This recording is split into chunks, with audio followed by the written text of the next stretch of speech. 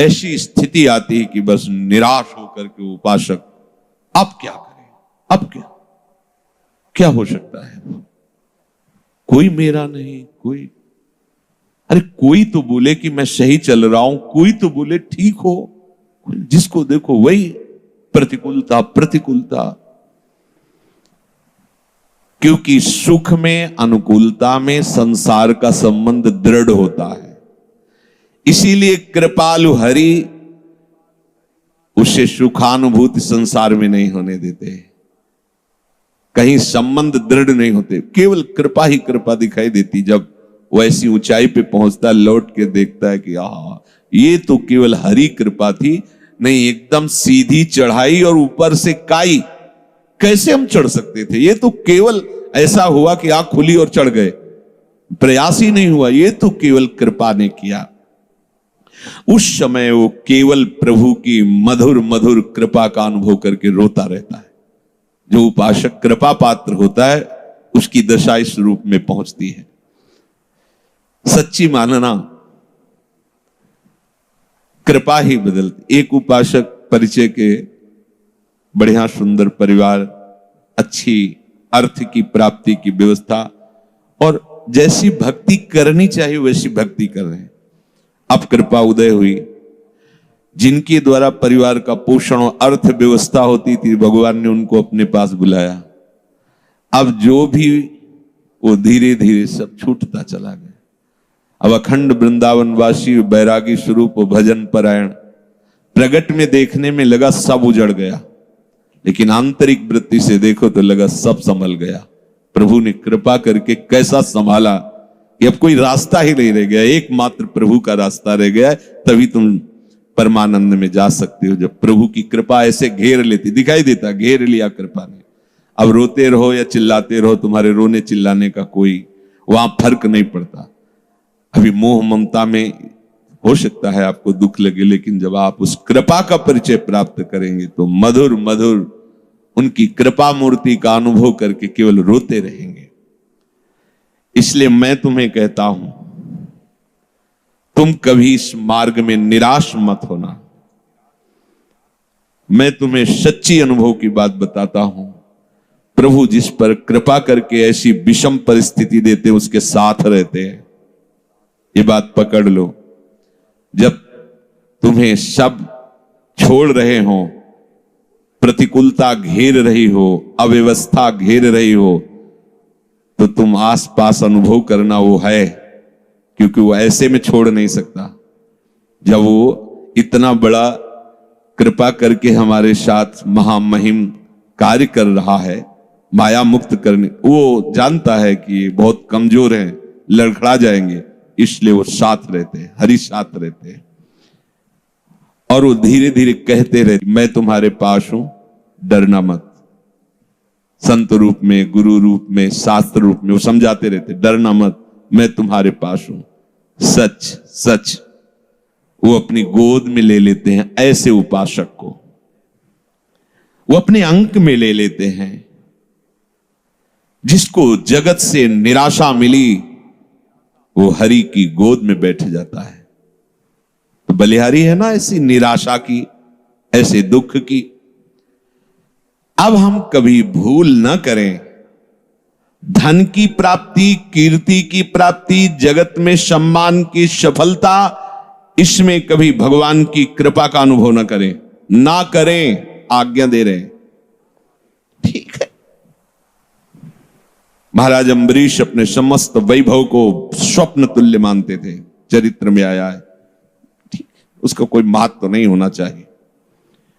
दीनता, दुख, अभाव, निंदा, असम्मान, ये महामधुर मंगलमय भगवान की कृपा हुई है, इसे आदर पूर्वक स्वीकार करो।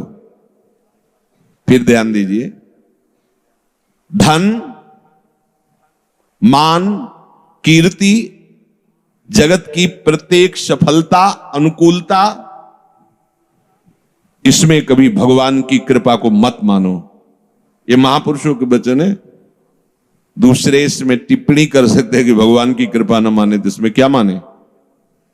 ये भगवान की कभी कृपा नहीं हो सकती।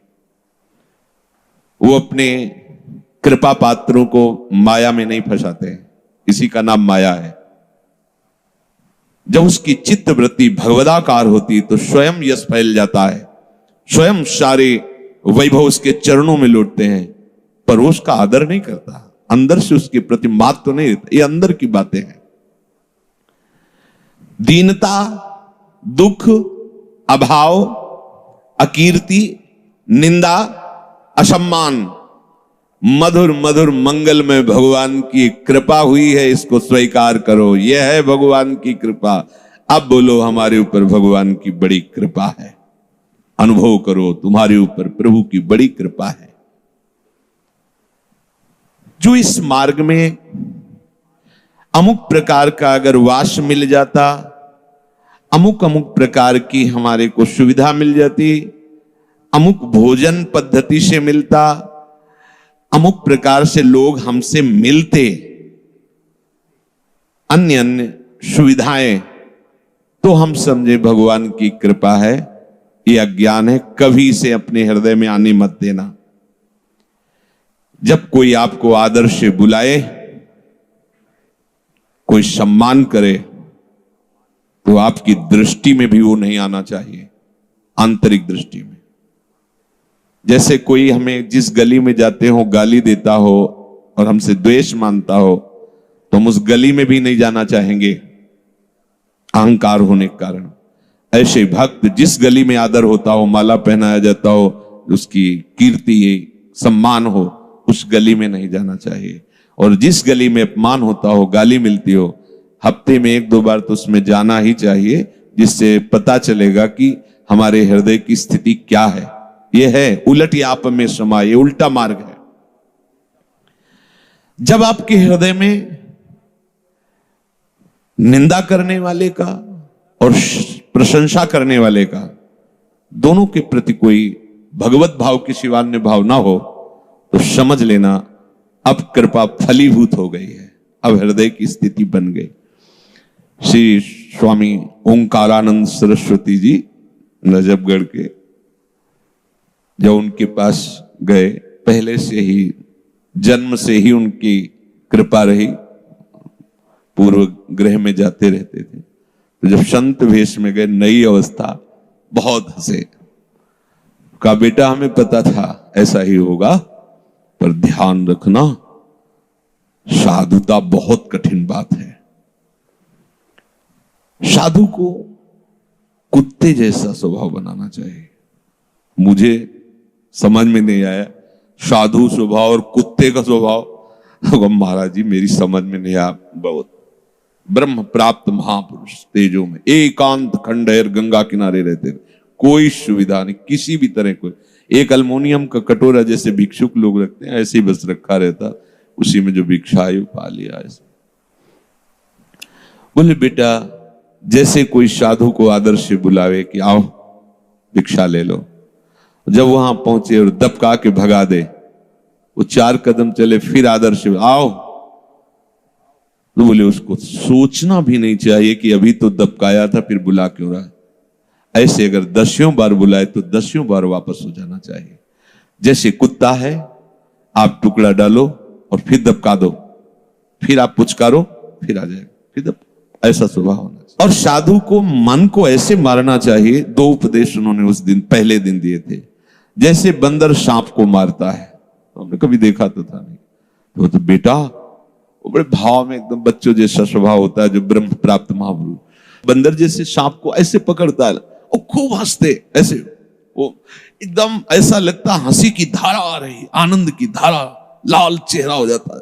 बोले वो उसको लेके से पेड़ में ऐसे ऐसे घसता है उसके मुंह को, फिर कान में लगाता है, अगर थोड़ा भी सूं हुआ फिर घसता है, मरने पर भी उस घसता रहता है। बोले ऐसे ही उपासक को अपने मन को मारना चाहिए। जरा भी हलचल मन में समझ में आए फिर नाम भगवत चिंतन, वाणी ब्रह्म चिंतन इतना रगड़ दो कि मन मर जाए, फिर साधु हो जाता है। तो मानापमान की भावना का त्याग भगवत कृपा से ही होता है। जगत में चाहे जितनी प्रतिष्ठा हो ये स्वप्नवत है, कोई महत्व। आंख मूंदी चाहे जो कुछ बने रहे हो, अब तुम्हारे कर्म तुम पे लागू होके कहां ले जाएंगे? ये पद प्रतिष्ठा कोई तुम्हारे साथ नहीं जाएगी। भगवान जब देखते हैं कि हमारे भक्त का बुखार बढ़ रहा है अहंकार का, तो बिना किसी अपराध के वैसा जाल रचते हैं कि उसका अपमान होता है और निंदा होती है। अहेतु की कृपालु हैं, बस अपने उनकी कृपा को समझ नहीं पाते। वो रचते हैं, आपको लगेगा मैंने ऐसा कुछ नहीं किया, क्या मैंने किया, क्या अपराध था, ये सब क्यों बवंडर हो रहा है, गाली दे रहे हैं लोग, निंदा कर रहे हैं, हमने क्या किया, कौन से गलत कार्य कर, कुछ नहीं। ये भड़बड़ाने की जरूरत नहीं, ऑपरेशन हो रहा, चुप शांत थिएटर पे हो। तुम्हारे अहंकार का बुखार कहीं बढ़ रहा है, तुम्हें समझ में नहीं आ रहा, पर उस कृपा सिंधु ने देख लिया, सर्वज्ञ है ना। अब वो बिना किसी कारण के जाल रचेंगे, आपका अपमान होगा, निंदा होगी, और निंदा उसी से करवाएंगे जिससे प्रतिष्ठा होने की संभावना है। निंदा, अपमान, अकीर्ति, तिरस्कार, अप्रतिष्ठा, बिना दोष के लांछन, जब ये तुम पे बरसने लगे तो समझ लेना प्रभु दूर नहीं नजदीक ही हैं, मिलने वाले हैं। कौन चाहता है भगवत प्राप्ति? है? कौन चाहता है? बातें बनाना अलग है, प्रभु जिसको प्यार करते हैं उसको अपने समान बनाते हैं, ये भगवत समान बनाते हैं। इन्हीं में तो हम फंसे हैं, और ये तो सब अहंकार का पोषण करके बार बार जन्म मरण इन्हीं से तो होता रहा है। हम उन कृपालु की कृपालुता को ना समझकर हम समझते हैं भगवान अब हम पर अपनी कृपा हटा ली है, इसीलिए पग पग पर हमें विपत्तियां मिल रही हैं। जब तक किंचन मात्र भी आदर, सम्मान, कीर्ति, ये हमारे प्रिय मित्र हैं, ये हमारे प्रिय संबंधी हैं, ये हमारे बंधु बांधव हैं, और ये हमारे कहने पर प्राण भी त्याग सकते हैं। अगर ऐसी किसी के भी प्रति बात हो तो हटा देना, नहीं तो ऑपरेशन शुरू हो जाएगा। बहुत कृपालु हैं प्रभु। तनिक सी कृपा कोर सब तुम्हारे इन मानसिक कल्पनाओं का विनाश कर देगी। डरते रहो इस बात से, किसी को अपना मत कहना, नहीं धोखा हो जाएगा। या तो विवेक से आपके अंदर से अपनापन हटा देंगे, सामने से ही हटा देंगे। अच्छा कहते भगवान ऐसा क्यों करते हैं, उसने क्या लिया था, तो वही तो है उसमें, और कौन है, वो अपने आप को समेट लिए। एको हम बहुश्यामा, बहुश्यामा से एको हम। कोई पाप हुआ, कोई अपराध हुआ, वहां तुम्हें देखने में लग रहा था कि माताएं, भाई हैं, बेटा, ये मित्र है, ये अमुक, तुम्हें लग रहा था, और वही तो एको हम बहुश्यामा, वही तो बने हुए थे, अपने में समेट लिया। अब तू नहीं समझ पा रहा है कि मैं इन सब रूपों में तो देख, ये सब रूप मेरे ही समेट लिया, अब केवल हरिशरणम। अब जब लोग कहे कि अच्छा चलो भक्त के साथ से, लेकिन सामने वाले ने क्या किया था, तो सामने वाला प्रभु ही तो था, वो नहीं जान पा रहा है, इसलिए जनाने के लिए उसको अपने में लीन कर लिया, क्योंकि वही बने हुए थे, अब एक ही रह गए हरि। अब चल,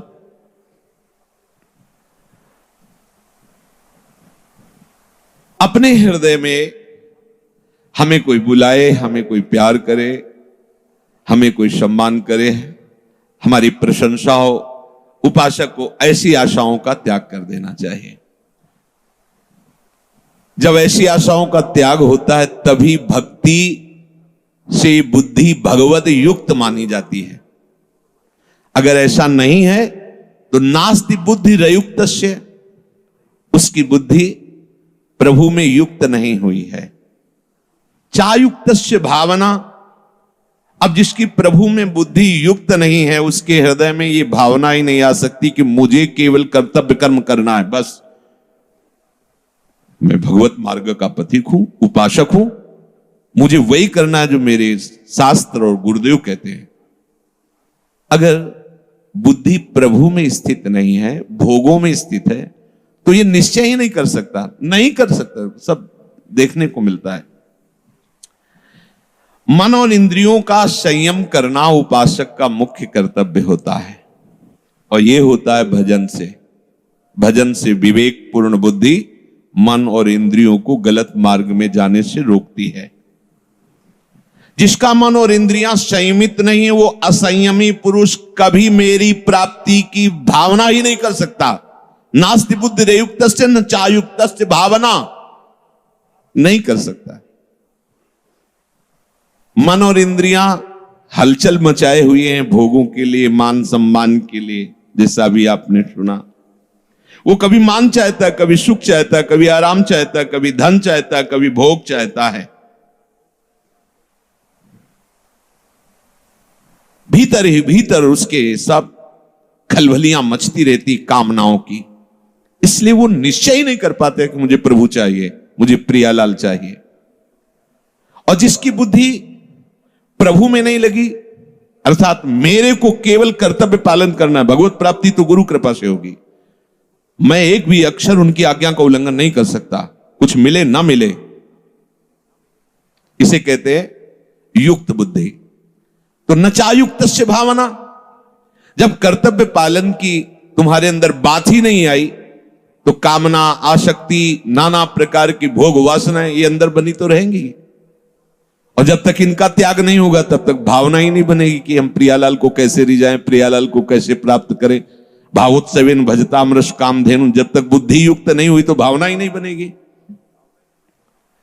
न चाभावयतः शांति, जब तुम्हारी भावना ही नहीं बनी है तो तुम्हें शांति कैसे प्राप्त हो सकती है, विश्राम कैसे मिल सकता है। वो अशांतस्य कुतः सुखम, जो अशांत है हृदय, वो दिव्य सुख का अनुभव कैसे कर सकता है। ये अहंकार का पोषण करने का स्वभाव उपासक छोड़ दे। कई उपासक जिसे बताते, हम नित्य लीला में प्रवेश, हम बार बार इसलिए कह रहे हैं कि वास्तविक नित्य लीला में प्रवेश कराना हमारे आचार्य, हमारे गुरुजनों का प्रयास है। जो रसरीति सबंते दूरी, सो सब विश्व रही भरपूरी, मूर्ष जीवन कह दे, वो नाटक करने के लिए तुम्हें आदेश नहीं करते, तुम्हें वास्तविक लीला में प्रवेश कराना चाहते हैं आचार्य, महापुरुष जन। आप उनकी आज्ञा के अनुसार चलिए। चार लोग बेचारे अज्ञानी हो, जान लेंगे कि आप नित्य लीला में प्रवेश कर रहे हो, कर चुके हो, प्रणाम करें, नमस्कार, उसे होगा क्या। और प्रवेश तुम किए हो इंद्रियों के भोगों में।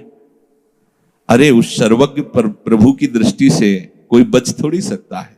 ये नाटक क्यों, किसकी रिझाने के लिए, ये दंभ पाखंड क्यों, केवल उदर पोषण और कुछ आवश्यकताएं, यह तो बढ़िया है भैया, बाबागिरी का भेष उतार दो और लेबरी करो, 400-500 रुपया एक दिन में कमाओ और मनमानी सामग्री लो, फिर चलो, और उसमें भी गाय और पशु पक्षियों का कुछ भाग निकाल दो और नाम जप करो, तो बढ़िया तुम्हारी सदगति हो जाएगी। संत बन के भगवत मार्ग के पथिक होकर, उपासक होकर, इस बात से अपने को पुजवाना कि मुझे भगवत प्राप्ति हो गई, मैं नित्य लीला में प्रवेश, खिलवाड़ समझा नित्य लीला में प्रवेश होना। अरे रोते रहे बड़े बड़े महापुरुष लाडली जू से, कभी तो कृपा कोर करो। जो अब आप देखो, भोरी सखी सेवा कुंज में जो बंदर भी नहीं खाते थे चने, उन ठुड्डियों को बिन करके एक मुट्ठी यमुना किनारे, कितनी जितेंद्रियता है, कितना संयम है, किसी से कोई, वो रोते थे श्री जी के लिए। पूरा जो भोरी सखी के पद हैं आप पढ़ के देखो, उनमें कैसा उनका प्रेम बरस रहा है पदों में। अगर हम वास्तविक नित्य लीला में प्रवेश होना चाहते हैं तो हमें अपने मन और अपने इंद्रियों को प्रियालाल के उच्छिष्ट में ही संयमित करना होगा और बुद्धि में निश्चय करना है कि चाहे जितना तुम हमें प्रलोभन दो, चाहे जितना तुम हमें आकर्षित करो, इस जन्म में चूक होने वाली नहीं, इस जन्म में मुझे प्रियालाल चाहिए। किसी के द्वारा दिए हुए सम्मान को कभी स्वीकार मत करना, यह बहुत बड़ा जहर है। साधक इससे भ्रष्ट हो जाता है। कोई तुम्हें प्रणाम कर रहा है, नमस्कार कर रहा है, हो सके तो तुम उसे प्रणाम करो, उसे स्वीकार मत करो। अंदर कभी स्वीकार मत करो कि मुझे ये जो पैर छुआने में आपको सुख मिलने लगा या आप इसे अच्छा समझते हैं, तो आपसे प्रार्थना है, आप सावधान हो जाइए, आपका पतन शुरू हो चुका है। कोई भी हो, अगर जो झुक करके आपको प्रणाम कर रहे हैं, पैर छू रहे हैं, और तो आप समझ लीजिए कि आपने अपना पतन शुरू कर दिया है। आपकी स्वीकृति, वो आपको गाली दे तो कोई फर्क नहीं, कोई प्रणाम करे तो कोई फर्क नहीं होना चाहिए। अगर फर्क है अंदर में तो तुम देख लीजिए। शरीर स्वस्थ हो तो अगर तुम्हें कोई पंचांग प्रणाम कर रहा है तो तुमको भी पंचांग प्रणाम करना है, नहीं करना है तो स्वीकार ही नहीं करना है, राधे भी नहीं बोलना। जल्दी तुम्हारी श्रद्धा है प्रणाम, जब आप बोलोगे नहीं तो वो अगर दिखाने के लिए प्रणाम करे बंद कर देगा। अगर वो श्रद्धा से प्रणाम कर रहा है तो जिसको प्रणाम कर रहा है वो देख लेगा। स्वामी को प्रणाम कर रहे हैं, हम स्वामी के दास, अपने को स्वीकार नहीं करना। प्रणाम नमस्कार वंदना आदर इस वेश का हो रहा, वेश आचार्य और गुरुदेव का है, श्री जी का है। मुझे बिल्कुल नहीं कि ये आदमी प्रणाम किया साष्टांग और कैसे, नहीं, उससे तो बोलना ही नहीं। बिल्कुल ये नियम, सम्मानम कल्याति घोर गरलम, समझोगे नहीं तो फिर ये सब प्रवचन चलता रहेगा, तुम सुनते रहोगे और अध्यात्म उन्नति नहीं होगी। यदि भगवत मार्ग में आपको इसी जन्म में भगवत प्राप्ति करनी है तो बहुत सावधानी की यह आवश्यकता है कि प्रियालाल के सिवा हमें कोई नजर ना आवे, प्रियालाल के सिवा कुछ अच्छा ना लगे। और ये बीच में आकर के इतना बाधा पहुंचाते हैं, सम्मान कीर्ति, कि ऐसा लगने लगता है कि जीवन का लाभ तो यही है ना, जब चार लोग हमको संत मान के प्रणाम करते हैं, हमारा यश की बहुत अच्छे महात्मा है, भजनानंदी है, अंदर लगता है चलो जीवन का कुछ तो मिला, गए माना कुछ मिला लेकिन सब कुछ छूट गया। कभी मत पकड़ना इस बात को, सबको प्रणाम करो, तुम्हें जो प्रणाम कर रहे हैं उसे स्वीकार मत करो, अंदर से स्वीकृति नहीं। बाहर से नहीं कि कुछ जैसे साधक समझ नहीं पाते तो झिड़कने लगते हैं, ये क्या चरण छूना प्रणाम, नहीं, उसकी भावना उसकी श्रद्धा है, पर वो जिनको कर रहा है हम उसे स्वीकार नहीं करेंगे, मुझे कर रहा है नहीं, मेरी लाडली कर रहा है, वो जाने वो हिसाब करें।